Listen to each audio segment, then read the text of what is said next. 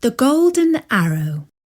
Hello, this is Natasha, and Bertie has asked me to tell you a story about how Robin Hood fell into a trap and was almost captured by his enemy, the Sheriff of Nottingham. I've told you before how Robin Hood tricked the Sheriff of Nottingham into coming to dinner with him in Greenwood. At the end of the dinner, Robin forced the Sheriff to swear an oath never to harm Robin or his men. In this story, we shall hear if the Sheriff was true to his word. The Sheriff of Nottingham did not forget how Robin Hood had invited him to dinner under the trees of Greenwood. Some time after that memorable dinner, the Sheriff was drinking ale with his friend, the Abbot. "Let no one say that I am an ill-mannered man," he mused.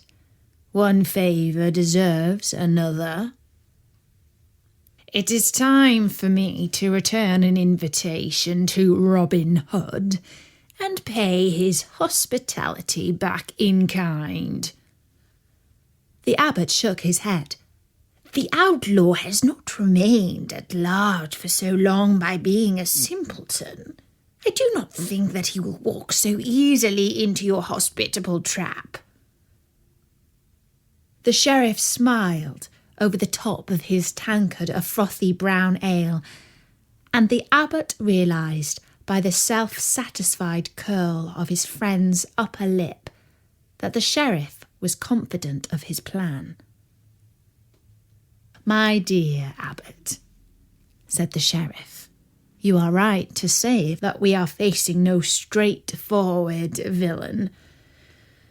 I do not have in mind a polite note addressed to Robin Hood in his robber's lair in Greenwood. I have a more subtle plan. But he shall prove unable to resist my invitation to the gallows, all the more because I shall send it indirectly." The Sheriff's plan came quite naturally to him. Like most men, he loved to watch a good sporting contest. And in those days, the most popular sport in England was archery.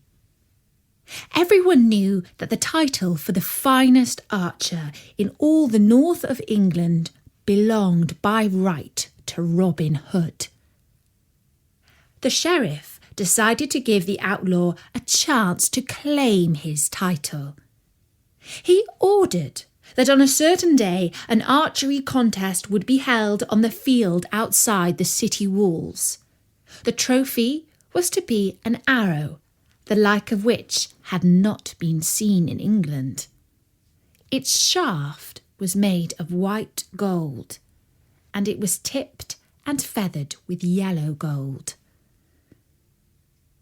When Robin heard the news of the contest, he thought what a fine thing it would be to claim the prize from the hand of the Sheriff himself. The very idea made him chuckle, for all the people of Nottingham would see how their chief lawkeeper was powerless to arrest the country's most notorious outlaw. Robin blew his horn to call his followers to meet around the oldest yew tree in Greenwood. He spoke to his faithful outlaws like this: "Men, in a week's time we shall go to Nottingham and take part in the Sheriff's own shooting match, for I crave to bring the golden arrow back to Greenwood."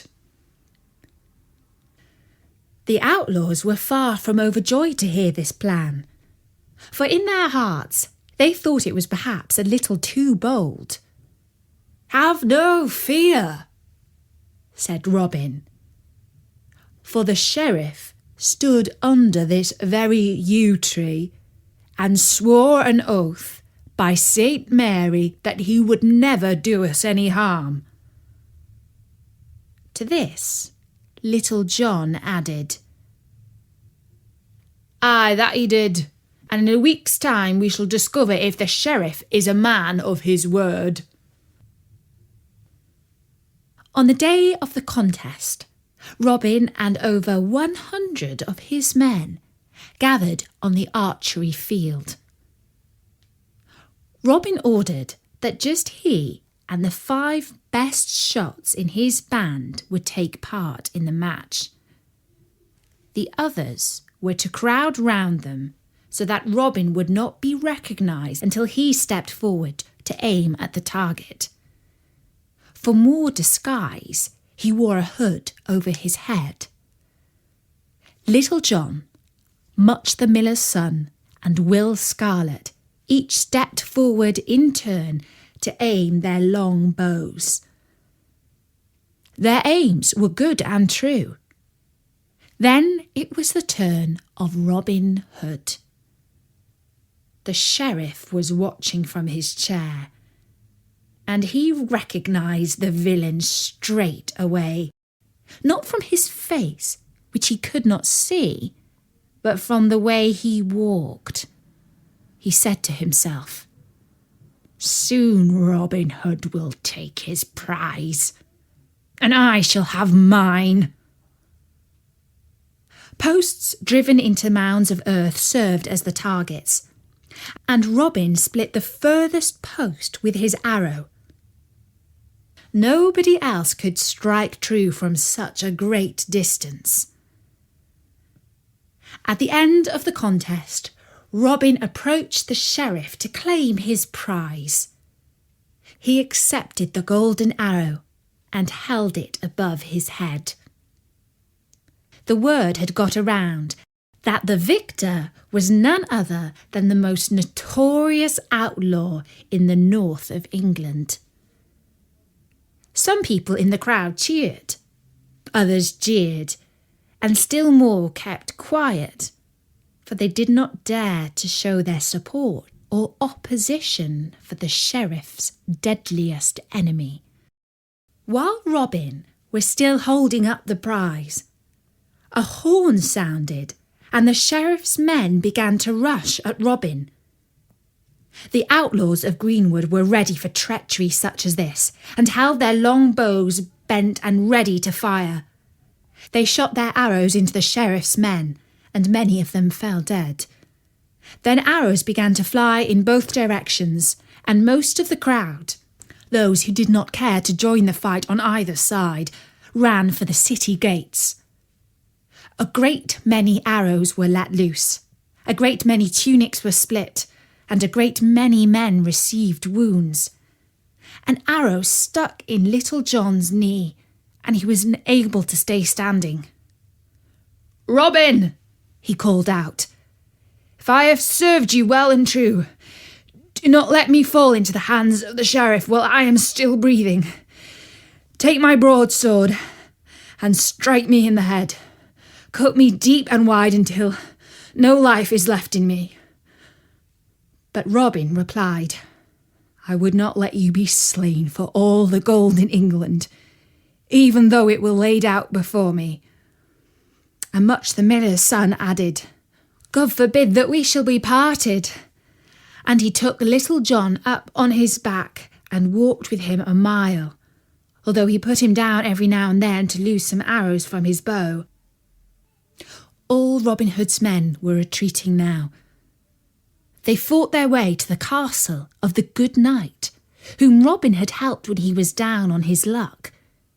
It was a strong building, with a double moat and high walls. Once the whole band of outlaws were inside, the knight ordered his guards to rise the drawbridge and shut all the gates. The sheriff's men surrounded the castle, but they were not strong enough to break their way in, and the knight welcomed his old friend. "Dear Robin, of all the men in the world, I love you most. You shall stay safe in my castle, and let the sheriff lay siege to us if he wishes. We shall have enough food and drink, not just to survive 40 days, but to feast upon." After a while, the sheriff himself came up to the gate carrying the white flag of truce, for he wished to negotiate. The knight stood on the walls to hear what he had to say. "Do you wish to be a traitor to your king?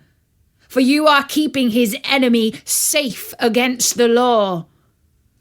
And the knight replied, "I swear by all my lands that I am indeed keeping Robin Hood safe, and I will never betray him, for he is my truest friend." When the sheriff heard this, he called out that he would depart for London to speak with the king himself. And in this case he kept his word, for straight to London he went. When he reached court, he was granted audience with King Richard, just returned from the wars in the Holy Lands. The king heard the story of how the notorious outlaws were being protected by one of his own knights, and he said to the sheriff, "Go home, proud sheriff, and gather the best archers you can find.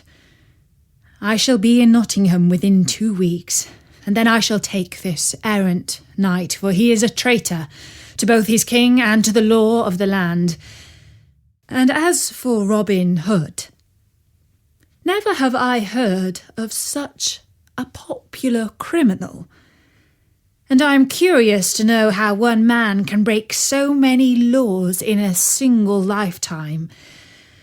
It is my royal intention to look this extraordinary outlaw in the eye before he meets his just deserts." And that's the story of Robin Hood and the Golden Arrow. And Bertie says that one day soon we shall hear about how Robin Hood met King Richard the Lionheart.